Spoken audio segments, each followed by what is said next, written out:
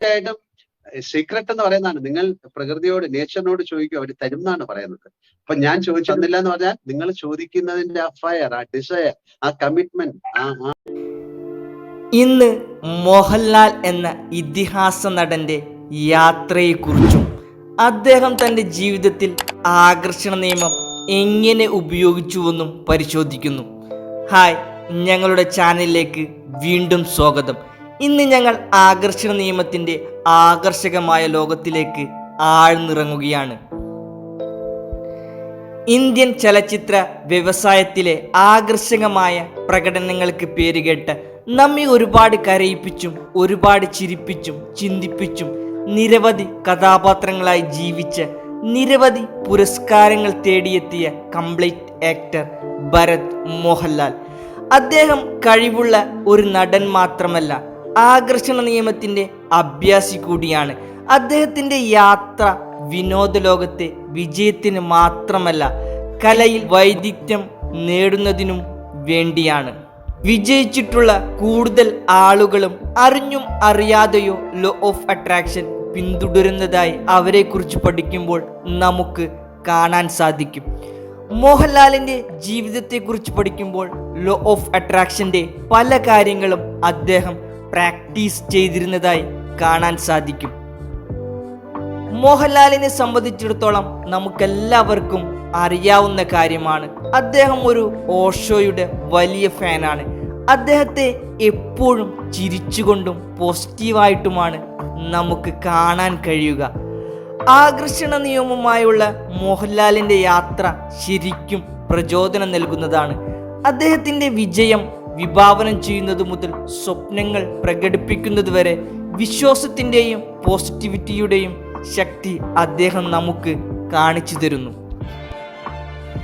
ആകർഷണ നിയമം നിങ്ങളുടെ സ്വന്തം ജീവിതത്തിൽ എങ്ങനെ പ്രയോഗിക്കാമെന്ന് മോഹൻലാലിൻ്റെ ജീവിതത്തിൽ നിന്ന് ഞങ്ങൾക്ക് മനസ്സിലായിട്ടുള്ള ചില പ്രായോഗിക നുറുങ്ങുകൾ നമുക്ക് നോക്കാം. 1. Gratitude practice. നന്ദി ഉണ്ടായിരിക്കുക, അല്ലെങ്കിൽ നന്ദി പറയുക. മോഹൻലാൽ നേടിയിട്ടുള്ള എല്ലാ അംഗീകാരങ്ങൾക്കും വിജയത്തിനും അദ്ദേഹം എപ്പോഴും അതിൻ്റെ പിന്നിൽ പ്രവർത്തിച്ച ഓരോ വ്യക്തികൾക്കും നന്ദി പറയുന്നത് എപ്പോഴും നമുക്ക് കാണാൻ സാധിക്കുന്ന കാര്യമാണ്. നന്ദി, നന്ദി. രാത്രി പുലരിയിലേക്ക് നടന്നെടുക്കുന്ന യാമത്തിലാണ് ഈ കുറിപ്പ് എഴുതുന്നത്. നാളെ പുലർന്നാൽ എൻ്റെ പിറന്നാളാണ്. ജീവിതത്തിലെ ഏറ്റവും സന്തോഷകരമായ കാര്യങ്ങളിലൊന്ന്. ഈ ഭൂമിയിൽ പിറന്ന് വളരാനും ഈ മണ്ണിൽ ചവിട്ടി നടക്കാനും ഇവിടെ വിരിഞ്ഞ പൂക്കളെയും പൂമ്പാറ്റകളെയും കാണാനും കഴിഞ്ഞതിൻ്റെ സന്തോഷം.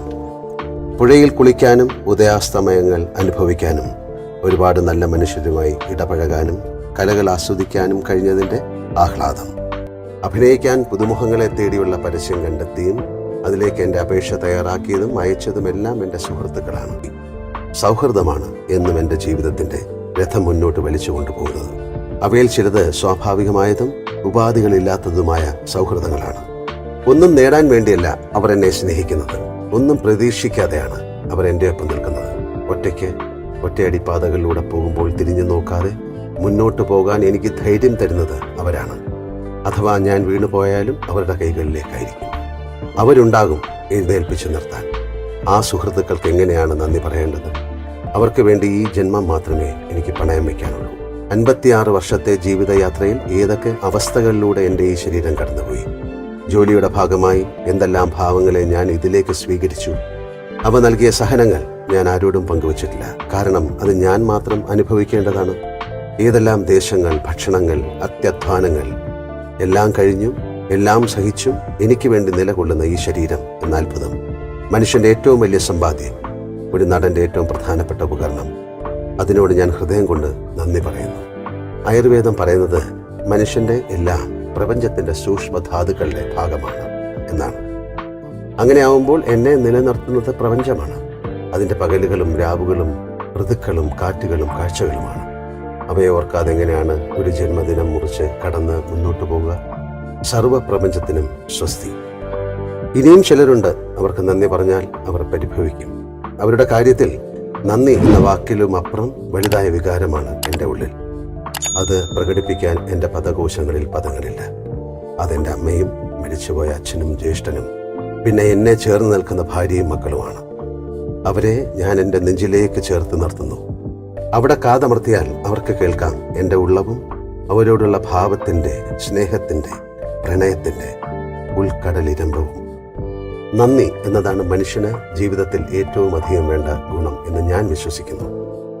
നന്ദി എന്നതൊരു വാക്കല്ല, അതൊരവസ്ഥയാണ്. ഒരുപാട് കാര്യങ്ങൾ കൂടിച്ചേർന്ന് അവയുടെ കൂടെ സഹായത്താലാണ് നാം നിലനിൽക്കുന്നത്. ആ ബോധമാണ്, ആ അവസ്ഥയാണ് നമ്മെ നന്ദിയിലേക്ക് എത്തിക്കുന്നത്. ഉള്ളിൽ ഈ പ്രപഞ്ചത്തോടൊക്കെയും നന്ദി നിറയുമ്പോൾ നാം ഫലങ്ങൾ നിറഞ്ഞൊരു വൃക്ഷത്തെപ്പോലെ കുനിഞ്ഞു പോകുന്നു. അങ്ങനെ കുനിഞ്ഞ് മണ്ണിലേക്ക് നോക്കി നടക്കുമ്പോൾ കാണാം നമുക്ക് മുമ്പേ നടന്നുപോയ മഹാന്മാരുടെയും എല്ലാറ്റിനെയും നിയന്ത്രിക്കുന്ന കാലത്തിൻ്റെയും കാൽപ്പാടുകൾ. അപ്പോൾ ഞാൻ തിരിച്ചറിയുന്നു, അവയ്ക്ക് മുന്നിൽ ഞാൻ ആര്? ഏത് നിമിഷവും ചതഞ്ഞു പോകാവുന്ന പുൽക്കൊടി. പ്രിയപ്പെട്ടവരെ, തന്നതിനെല്ലാം നന്ദി, തരാത്തതിനും, പറഞ്ഞ വാക്കുകൾക്ക് നന്ദി, പറയാത്തതിനും, ഒപ്പം നടന്നതിന് നന്ദി, ഉപേക്ഷിക്കാത്തതിനും. സ്നേഹപൂർവ്വം, മോഹൻലാൽ. 2. നിങ്ങളുടെ ലക്ഷ്യങ്ങൾ ദൃശ്യവൽക്കരിക്കുക. നിങ്ങളുടെ ലക്ഷ്യങ്ങൾ ഇതിനകം കൈവരിച്ചതുപോലെ ദൃശ്യവൽക്കരിക്കേണ്ടതിൻ്റെ പ്രാധാന്യം ഇത് നിങ്ങളുടെ ഉപബോധ മനസ്സിനെ നിങ്ങളുടെ ആഗ്രഹങ്ങളുമായി യോജിക്കാൻ സഹായിക്കുന്നു. 3. പോസിറ്റീവായി തുടരുക. വെല്ലുവിളികളിൽ പോലും പോസിറ്റീവ് മാനസികാവസ്ഥ നിലനിർത്തുന്നത് പ്രധാനമാണ്. പോസിറ്റിവിറ്റി നല്ല ഫലങ്ങൾ ആകർഷിക്കുന്നുവെന്ന് മോഹൻലാൽ വിശ്വസിക്കുന്നു.